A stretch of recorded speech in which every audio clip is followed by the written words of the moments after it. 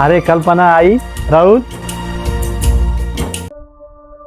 अरे लय मोठी खुश खबर आहे. मला नोकरी लागली शहरामध्ये आणि इथल्यापेक्षा जास्त पगार आहे. अरे वा, इथं लई मोठी गोष्ट आहे. बस 1 महिन्यानंतर मला तिकीट भेटणार आहे.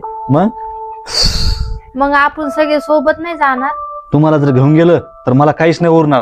तुम्हाला माहितीये का फॅमिलीचा खर्च किती असतो? तर पोराची शाळेची फी, घर खर्च, किती खर्च लागतो.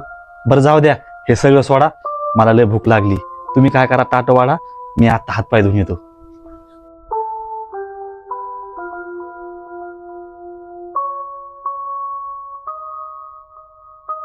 मग पप्पा तुम्ही माझ्या बर्थडेला पण नाही राहणार मग?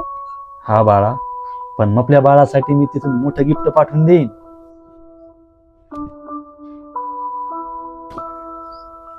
अरे आई, काय पोरा? तुम्ही सगळ्यांनी जेवण केलं का? नाही पोरा.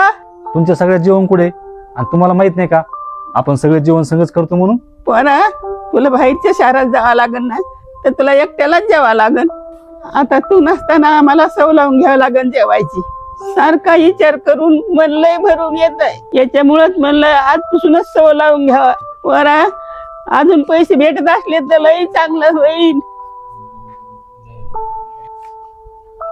पण ते पैसे माया साथ देईन का? जी सोबत तुला राहून आम्हाला माया भेटती. बाहेरचे पैसे किती कमीले तरी काही कामाचे नाही पोरा.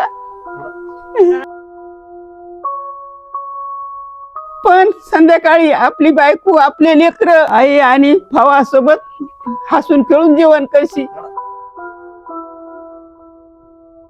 पोरा, झोपडीची साथ असली ना तर खरी दौलत हीच असती. आई, तू म्हणते तेच खरंय.